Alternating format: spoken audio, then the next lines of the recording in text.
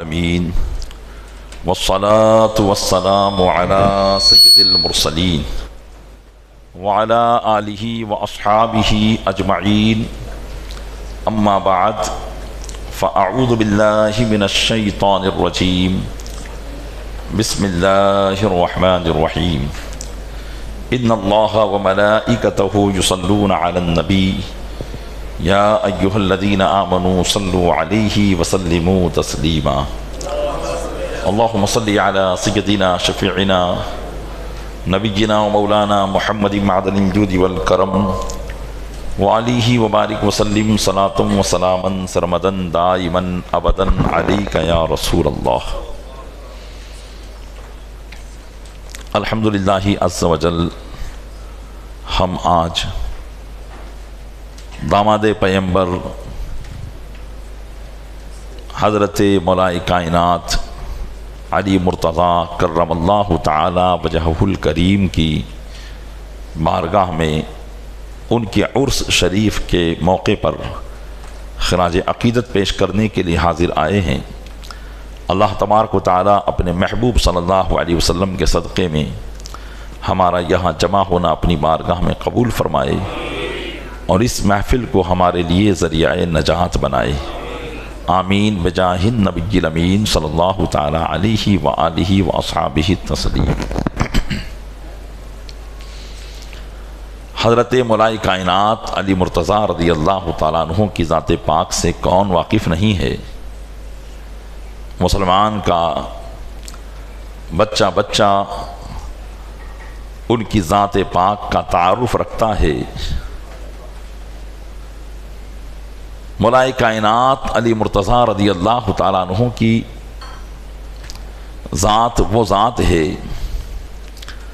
کہ اللہ تبارک و تعالیٰ نے جس طریقے سے اپنے محبوب صلی اللہ علیہ وسلم کا ذکر پچھلی کتابوں میں فرمایا اسی طریقے سے ان کا ذکر یعنی حضرت علی کا ذکر بھی پچھلی کتابوں میں فرمایا ہے. ویسے تو نبی کریم صلی اللہ علیہ وسلم کے تمام صحابہ کا ذکر کیا گیا ہے. ابھی آپ نے تراویح میں قرآن کی آیت سماعت کی محمد الرسول اللہ والذین معہ اشداء علی الکفار رحماء بینہم تراہم رکعا سجدا یبتغون فضلا من اللہ ورضوانا. محمد اللہ کے رسول ہیں اور وہ لوگ جو ان کے ساتھ ہیں کافرین پر بڑے سخت اور آپس میں ایک دوسرے سے رحم دل ہیں. تراہم رکعا سجدا تم ان کو سجدے میں اور رکوع کرتے ہوئے دیکھو گے. یبتغون فضلا من اللہ ورضوانا اور وہ رکوع اور سجدے میں اللہ کا فضل اور اس کی رضا کو تلاش کرتے ہیں. ذالک مثلہم فی التوراۃ و مثلہم فی الانجیل. یہ اور ان کی مثال توریت میں بھی ہے اور ان کی مثال انجیل میں بھی ہے. کن کی مثال؟ والذین معہ جو ان کے ساتھ ہیں.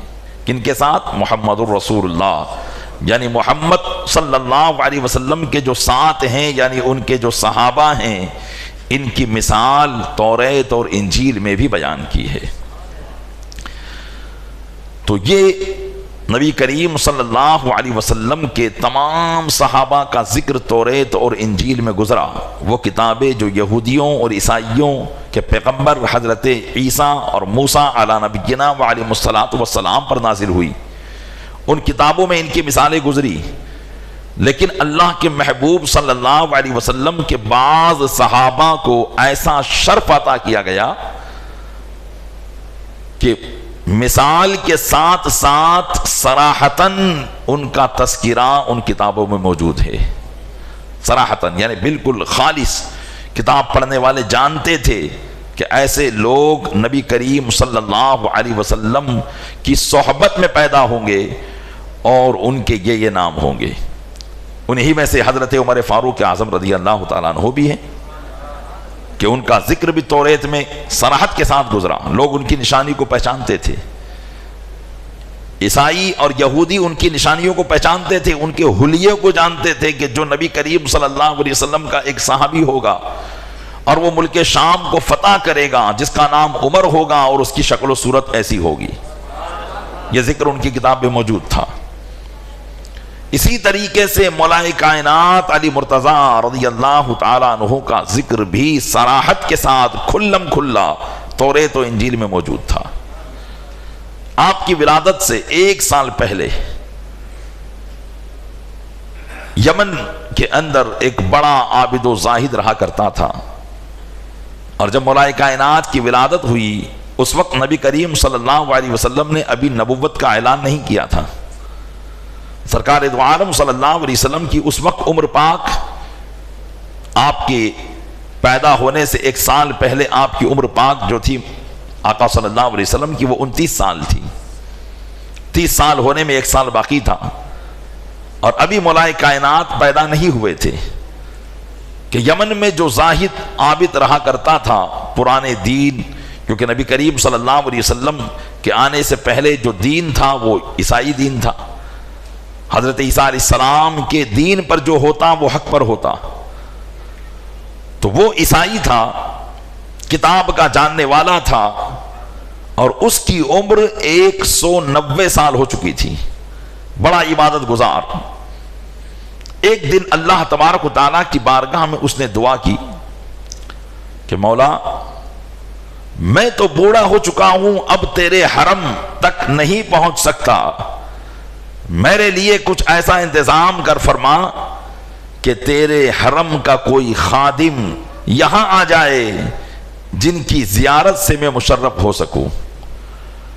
چنانچہ چند دنوں کے بعد مولا کائنات علی مرتضیٰ رضی اللہ تعالیٰ عنہ کے والد گرامی جناب ابو طالب تجارت کی غرض سے مکہ مکرمہ سے یمن گئے کہ اچانک اس عابد زاہد کی ملاقات ان سے ہوئی، تو اس عابد زاہد نے جناب ابو طالب سے دریافت کیا آپ کہاں سے آئے ہو؟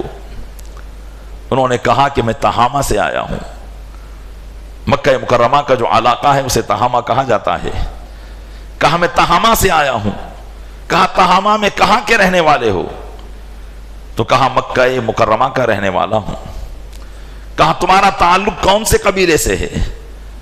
کہا میرا تعلق قبیلہ قریش سے ہے۔ جب آپ نے یہ کہا کہ میرا تعلق قبیلہ قریش سے ہے، اس عابد زاہد کا شوق اور بڑا۔ کہا تو مکہ میں کیا کرتے ہو؟ کہا ہم تاجر ہیں اور مکہ کے اندر ہم کعبے کی خدمت کیا کرتے ہیں۔ کہا ہم نے اپنی کتابوں میں پڑھا ہے کہ مکہ مکرمہ میں ایک نبی پیدا ہونے والا ہے، کیا وہ نبی پیدا ہو چکا ہے؟ کہا ابھی اس کا کوئی علم نہیں ہے، البتہ کچھ علامات اور کچھ نشانیوں کا ظہور ہو رہا ہے۔ اس عابد زاہد نے کہا تو اچھا یہ بتاؤ آپ کا نام کیا ہے؟ انہوں نے کہا میرا نام ابو طالب ہے۔ جب آپ نے اپنا نام بتایا اس کا اشتیاق اور بڑا۔ کہا تمہارے والد کا نام کیا ہے؟ کہا میرے والد کا نام عبد المطلب ہے۔ کہا کیا تمہارے والد کے اور دوسرے بیٹے بھی ہیں؟ کہا ہاں ہمارے والد کے اور بھی بیٹے ہیں۔ کیا تمہارے والد کے کسی بیٹے کا نام عبداللہ بھی ہے؟ کہا ہاں میرے والد کے ایک بیٹے کا نام عبداللہ ہے جن کا انتقال ہو چکا ہے۔ کہا کیا ان عبداللہ کے یہاں پر کوئی اولاد پیدا ہوئی ہے جس کا نام محمد ہو؟ کہا ہاں وہ میرے بھتیجے محمد ہیں جن کے والد اس وقت انتقال کر گئے جبکہ وہ اپنی ماں کے شکم اقدس ہی میں تھے، ابھی دنیا میں تشریف بھی نہ لائے تھے کہ ان کے والد کا انتقال ہو چکا تھا۔ کہا تب تو اب تم یاد رکھو کہ تم عبداللہ کے بھائی ہو اور تمہارا نام ابو طالب ہے۔ اگر یہ بات بالکل سچ ہے تو اب بس اس نبی کی عمر جب 30 سال کی ہوگی تو اب تمہارے گھر پر ایک فرزند پیدا ہوگا جس کا نام علی ہوگا۔ ہم نے یہ باتیں اپنی کتابوں میں پڑھی ہے، اور وہ پیدا ہونے والا جو ہوگا وہ اس نبی پر ایمان لانے والا ہوگا، اس نبی کا مؤید و مددگار ہوگا۔ اور اللہ تبارک و تعالی نے عبد المطلب کے ایک بیٹے کے بیٹے کو تمام نبیوں کا سردار بنایا ہے، اور دوسرے بیٹے کے بیٹے کو تمام اولیاء کا سردار بنایا ہے۔ ابو طالب تم کو مبارک ہو کہ تمہارے گھر پر جو فرزند ہوگا جس کا نام علی ہوگا وہ تمام ولیوں کا سردار ہوگا۔ اور نبوت تو ختم ہو چکی محمد صلی اللہ علیہ وسلم پر، جب وہ اس دنیا سے تشریف لے جائیں گے تو پھر اس کے بعد تمہارے بیٹے کی ولایت کا ڈنکا بجے گا۔ چنانچہ ابو طالب نے جب یہ باتیں سنی، جو ایک عیسائی راہب پادری عبادت گزار بیان کر رہا تھا، یقین تو آ چکا تھا، لیکن دریافت کیا کہ میں تمہاری اس بات کی حقانیت اور سچائی کو جاننا چاہتا ہوں۔ ایک انجان آدمی کے ذریعے یہ باتیں میں سنوں تو مجھے یقین کیسے آئے؟ کیونکہ یقین کامل کے لیے یا تو ہم اس کو پہلے سے جانتے ہو جو ہمیں یہ باتیں بتا رہا ہو کہ بھائی یہ آدمی سچا ہے، اور یہ تو ایک اتفاقاً ملاقات تھی۔ اس عابد زاہد نے کہا میری سچائی کو جاننا چاہتے ہو تو دیکھو میں ابھی اللہ کی بارگاہ میں دعا کرتا ہوں کہ اللہ عز و جل تیرے نبی اور تیرے ولی جس کا ذکر میں نے ابھی ان کے سامنے کیا، اس نبی اور اس ولی کا واسطہ وہ جو سامنے انار کا سوکھا درخت لگا ہے مجھے اسی درخت سے انار عطا فرما۔ وہ درخت بالکل خشک تھا۔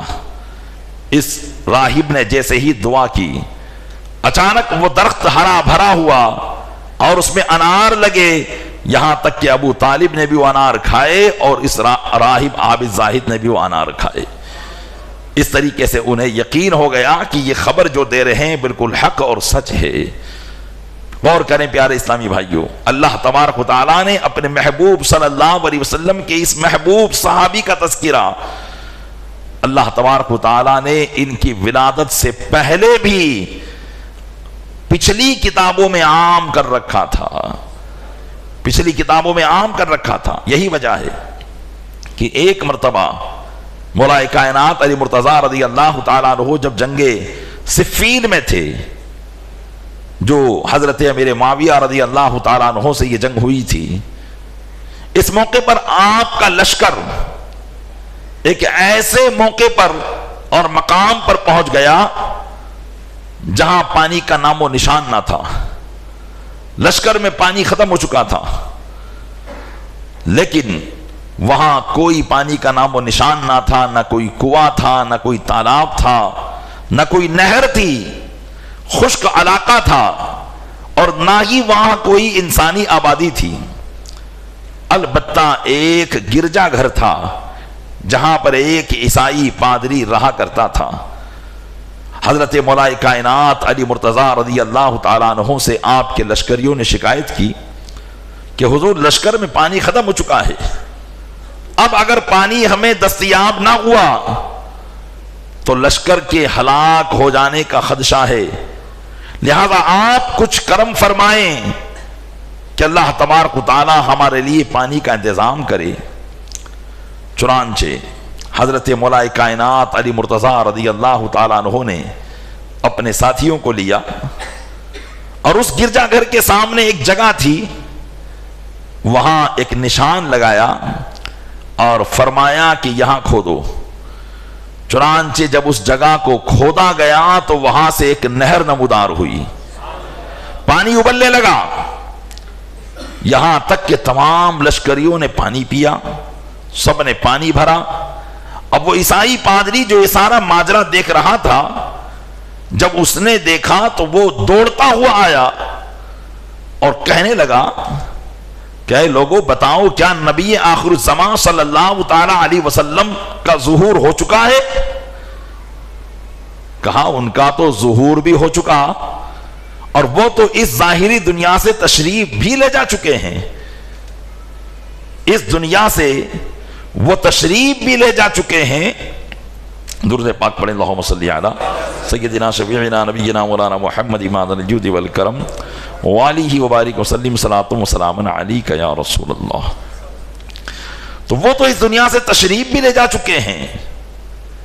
کہاں لوگوں نے پوچھا کہ لیکن تم یہ سوال کیوں کر رہے ہو؟ تو کہا میں ایک عرصے سے ان کا انتظار کر رہا تھا اور اسی گرجے گھر میں تھا، اور ہمارے خاندان اور قبیلے میں یہ بات مشہور تھی کہ جب نبی آخر الزمان کا ظہور ہوگا اور اس قحط سالی والے علاقے میں جہاں کبھی کوئی پانی کا نام و نشان نہیں ہے، ایک دن ان کے داماد یہاں پہنچیں گے اور ان کے ہاتھ کے ذریعے یہاں نہر کا ظہور ہو جائے گا، اور یہ علاقہ جو پانی سے خشک پڑا ہوا ہے اس علاقے میں پانی پانی ہو جائے گا. چنانچہ اس نے کہا کہ میں نے اپنے دین میں یہ باتیں پڑھی تھی، میں اسی انتظار میں تھا. چنانچہ اب وہ شخصیت کون ہے کہ جس نے یہاں پانی کا ظہور کیا ہے؟ مولا کائنات جب سامنے آئے اس نے آپ کے حلیے کو دیکھ کر پہچان لیا کہ ہاں واقعی یہی وہ ذات ہے جن کا ذکر ہم نے اپنی کتابوں میں پڑھا تھا. اور پھر وہ عیسائی پادری حضرت مولا کائنات کے دستے اقدس پر مشرف با اسلام ہو گیا. یہ مولا کائنات رضی اللہ تعالیٰ عنہ کی وہ عظیم الشان خصوصیات ہیں جو اللہ تبارک و تعالیٰ نے آپ کو عطا فرمائی ہے. حضرت مولا کائنات علی مرتضیٰ رضی اللہ تعالیٰ عنہ کا تذکرہ جب بھی کیا جاتا ہے تو آپ کے تذکرے میں چند باتیں ہوتی ہیں. یا تو آپ کی بہادری کا ذکر ہوتا ہے یا آپ کی حکمت و دانائی کا ذکر ہوتا ہے. اللہ تبارک و تعالیٰ نے آپ کو ایسی حکمت عطا فرمائی تھی کہ آپ منٹوں میں بڑی بڑی گتھیاں جو سلجھنے والی نہ ہوتی سلجھا دیا کرتے تھے. اللہ تبارک و تعالیٰ نے ایسا علم حضرت مولا کائنات کو عطا فرمایا تھا. اسی طریقے سے اللہ تبارک و تعالیٰ نے ان کو بہادری اور شجاعت کے وہ جوہر عطا فرمائے تھے کہ بہت کم عمری میں بھی آپ نے بڑے بڑے پہلوانوں کو پچھاڑا ہے. جنگ خندق کے موقع پر نبی کریم صلی اللہ تعالی علیہ وسلم اپنے صحابہ کے ساتھ تشریف فرما تھے. اور یہ بتاتا چلوں کہ جنگ خندق یہ سن 5 ہجری میں مدینہ منورہ کے اندر ہوئی، لیکن لڑائی کچھ نہ ہو سکی. البتہ صحابہ کرام علیہم الرضوان نے مدینہ منورہ کے تینوں طرف خندق کو کھود دیا تھا تاکہ دشمن مدینہ منورہ پر نہ آ سکے. یہ مشرکین مکہ کی آخری الغار تھی جس میں اللہ تبارک و تعالیٰ نے ان کو ہمیشہ کے لیے خائب و خاسر فرما دیا تھا، اور یہ مدینہ منورہ پر چڑھائی نہیں کر پائے تھے.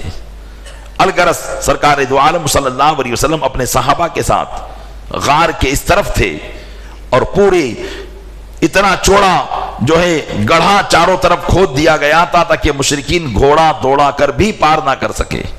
اسی کو خندق کہا جاتا ہے. لیکن کبھی کبھی ہلکی پھلکی ضربیں ہوتی رہتی تھی کہ ادھر سے کوئی آ جاتا، مسلمانوں کو للکارتا اور لڑائیاں ہو جاتی تھی، جنگ ہو جایا کرتی تھی. تو ایک دن اچانک عمرو بن عبد ود جو مکہ مکرمہ کا ایک بڑا شہسوار تھا، بلکہ پورے عرب میں اس کا یہ نام تھا کہ یہ تنہا 100 آدمیوں کو کفایت کرتا تھا. اتنا طاقتور تھا کہ تنہا 100 آدمی کو کفایت کر جاتا تھا. نبی کریم صلی اللہ علیہ وسلم نے بھی اس کا نام سن رکھا تھا. چنانچہ ایک دن یہ گھوڑا دوڑاتے ہوئے خندق کے بالکل قریب آیا اور مسلمانوں کو للکارتے ہوئے اس نے حل میں مبارز کا نعرہ لگایا اور کہا کون ہے جو میرا مقابلہ کرے. صحابہ اکرام علیہم الرضوان چونکہ عمرو بن عبد ود کو جانا کرتے تھے، اس کی طاقت کا انہیں اندازہ تھا، اس لیے سب خاموش رہے. حضرت مولا کائنات علی مرتضیٰ رضی اللہ تعالیٰ عنہ جو بالکل جوان تھے کھڑے ہو گئے اور ارشاد فرمائے یا رسول اللہ میں حاضر ہوں. تو آقا علیہ السلام نے ارشاد فرمایا اے علی یہ عمرو بن عبد ود ہے، بیٹھ جاؤ. چنانچہ وہی بیٹھ گئے. پھر اس نے دوسری مرتبہ للکارا اور کہا کیا کوئی ہے جو میرا مقابلہ کرے؟ کوئی کھڑا نہ ہوا۔ مولا کائنات پھر کھڑے ہوئے، عرض کی یا رسول اللہ مجھے اجازت مرحمت فرمائے۔ آپ نے پھر فرمایا اے علی یہ عمرو بن عبد ود ہے، بیٹھ جاؤ۔ تیسری مرتبہ جب پھر اس نے للکارا اور کوئی کھڑا نہ ہوا تو مولا کائنات علی مرتضیٰ پھر کھڑے ہوئے۔ اب کی بار رسول اکرم صلی اللہ علیہ وسلم نے ان کو اجازت عطا فرمائی اور کہا جاؤ۔ حضرت امیر حمزہ رضی اللہ، درود پاک پر اللہم صلی علی سیدنا شفیعنا نبینا مولانا محمد معدل الجود والکرم علیہ بارک وسلم۔ کسی نے یہ کہا کہ علی یہ عمرو بن عبد ود ہے، یہ ہمیشہ یہ کہتا ہے کہ جو شخص مجھے دو بات پیش کرے تو اس میں سے میں ایک بات اس کی ضرور مان لیتا ہوں، لہذا تم اس کو دو باتیں پیش کرنا، اس میں سے کوئی ایک بات ضرور مانے گا۔ حضرت مولا کائنات اپنا گھوڑا دوڑاتے ہوئے اس کے مقابلے میں اترے تو اس نے کہا کہ تم کون ہو؟ آپ نے فرمایا کہ میرا نام علی ہے، میں ابو طالب کا بیٹا ہوں۔ عمرو بن عبد ود نے کہا کہ علی تم تو میرے بھتیجے ہو، تمہارے والد ابو طالب سے تو میری بہت اچھی دوستی تھی، لہذا میں اس بات کو پسند نہیں کرتا ہوں کہ میری تلوار سے تمہارا خون ہو۔ حضرت مولا کائنات علی مرتضیٰ رضی اللہ تعالیٰ عنہ نے فرمایا تو اس بات کو نہ پسند کرتا ہو لیکن میں تو پسند کرتا ہوں کہ میری تلوار سے تیرا خون ہو۔ چنانچہ پھر آپ نے فرمایا کہ میں نے تیرے بارے میں سنا ہے کہ تجھے اگر کوئی شخص دو باتیں پیش کرتا ہے تو تو اس کی دو باتوں میں سے ایک بات ضرور قبول کرتا ہے، میں تجھے دو بات پیش کرتا ہوں۔ اس نے کہا ہاں یہ میرا زندگی کا اصول ہے۔ آپ نے فرمایا کہ پہلی بات تو یہ ہے کہ میں تجھے اسلام کی دعوت پیش کرتا ہوں، اسلام لے آ۔ کہا یہ بات مجھے پسند نہیں، اس بات کو میں پسند نہیں کرتا نہ قبول کرتا ہوں۔ کہا پھر دوسری بات یہ ہے کہ مجھ سے لڑنے کے لیے تیار ہو جا۔ عمرو بن عبد ود نے جب مولا کائنات جو اس کے سامنے بہت چھوٹا قد تھے، کیونکہ اس کا ایک قد بہت اعلیٰ تھا، عزت و آبرو کے اعتبار سے وہ عرب کا مانا ہوا پہلوان تھا، لوگوں میں مشہور تھا کہ 100 آدمی کو تنہا کافی ہے، اور یہاں ایک کڑیل جوان جن کے جسم کو صحیح طریقے سے ظاہری طور پر کوئی طاقت و توانائی کا کوئی اندازہ اس میں نہیں تھا، تو یہ اس کی ایک ہتک تھی، اس کی ایک ذلت تھی، اور وہ اپنی ذلت سمجھ رہا تھا کہ میں اس کے ساتھ کیسے لڑوں۔ لیکن مولا کائنات نے چند باتیں ایسی اس کے سامنے کی جس نے اس کو آگ بگولا کر دیا، اور وہ حضرت علی رضی اللہ تعالیٰ عنہ پر حملہ کرنے کے لیے آگے بڑھا۔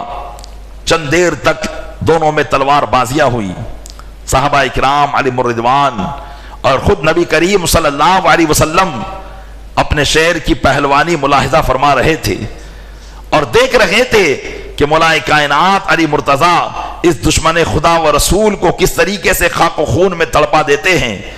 ابھی چند ہی لمحے ہوئے تھے کہ دھول اڑی، دونوں دھول میں غائب ہو گئے، اور اچانک ہوا چلی، ہوا کی وجہ سے گرد و غبار میں دونوں غائب ہو گئے۔ اب پتہ نہیں چل پا رہا تھا کہ کون کس کو مار رہا ہے، کون کس کی ضربیں جھیل رہا ہے۔ گرد کی اتنے میں نعرے تکبیر کی آواز بلند ہوئی۔ مولا کائنات علی مرتضیٰ رضی اللہ تعالیٰ عنہ نے چند وار ہی میں اس بڑے پہلوان کو جو تنہا 100 آدمی پر کفایت کرتا تھا اپنی تلوار سے اس کو خاک و خون میں ملا دیا، اور اللہ تبارک و تعالیٰ کے نام کا نعرہ لگایا۔ مسلمانوں میں جوش و خروش ہوا، سمجھ گئے کہ حضرت مولا کائنات نے اس کو قتل کر دیا ہے، واصل جہنم کر دیا ہے۔ پیارے اسلامی بھائیوں، یہ کیا تھا؟ یہ غور کرنے کا مقام ہے۔ ہم یہ تو کہتے ہیں کہ ان کو طاقت تھی، دیکھیے ظاہری طاقت کچھ نہیں تھی۔ ظاہری طاقت چلنے پھرنے کی، اٹھنے بیٹھنے کی، اس سے زیادہ ہم لوگوں میں ہوا کرتی ہے۔ ہم ان سے زیادہ اچھی غذائیں کھاتے ہیں، مرغ و مسلم، طرح طرح کی فروٹس اور ڈرائی فروٹس، یہ ہماری غذا ہے۔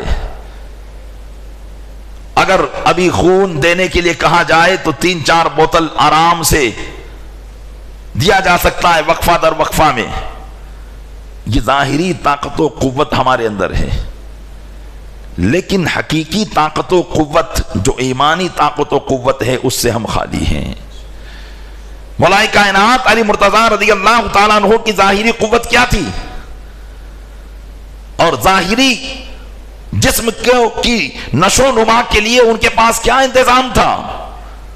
خلیفۃ المسلمین ہونے کے باوجود وہ سوکھے ٹکڑے روٹی کے کھایا کرتے تھے۔ کوفہ کے اندر ان کا یہ اہتمام تھا کہ رہتے تھے کوفہ میں، لیکن جب کھانے کا ٹائم آتا آپ کے ساتھی عمدہ غذائیں کھاتے، لیکن آپ اپنی تھیلی میں سے کچھ ٹکڑے نکال کر اس کو پانی میں ڈبو کر کھایا کرتے تھے، پانی میں ڈبو کر کھایا کرتے تھے۔ کسی نے پوچھا اے علی اب تو خوشحالی کا زمانہ آ گیا ہے، اب تو ایسے حالات نہیں ہیں۔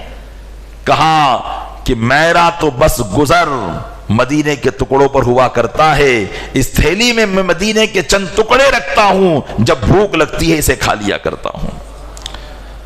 یہ ظاہری سبب تھا طاقت و قوت کا، لیکن اتنی طاقت اور قوت کہ اتنے بڑے بڑے پہلوانوں کے سامنے آپ کا سینہ سپر ہو جانا، وہ دروازہ جس کو بعد میں 200 لوگ اٹھائے، تنہا مولا کائنات کا اس دروازے کو صرف اپنے ایک ہاتھ میں اٹھا لینا، وہ طاقت و قوت کے نظارے یہ آخرکار کیا تھا؟ پیارے اسلامی بھائیوں، یہ ایمانی اور روحانی طاقت کا معاملہ تھا۔ اس طاقت سے ہم خالی ہوتے چلے جا رہے ہیں۔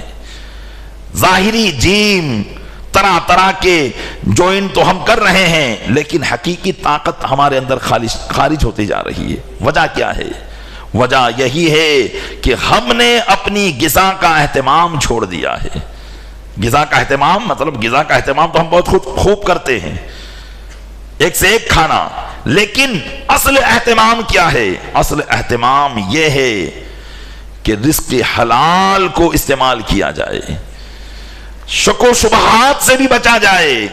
لیکن آج سارا معاملہ الٹا ہے، ہم نہ شک و شبہات سے بچتے ہیں، نہ رزق حرام سے بچتے ہیں، بلکہ جو آیا اس کو ہڑپ کر گئے۔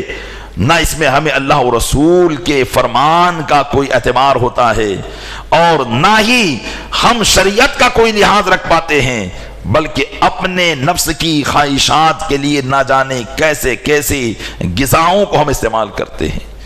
اللہ تعالیٰ نے دیا ہے، رزق حلال ہے، کھانے میں کوئی آپ سے پوچھے گا نہیں، لیکن پیارے اسلامی بھائیوں، ایک مقام پر نہیں، قرآن میں متعدد مقامات پر اس بات کو کہا گیا کہ مسلمان اپنے رزق کو سنوارے۔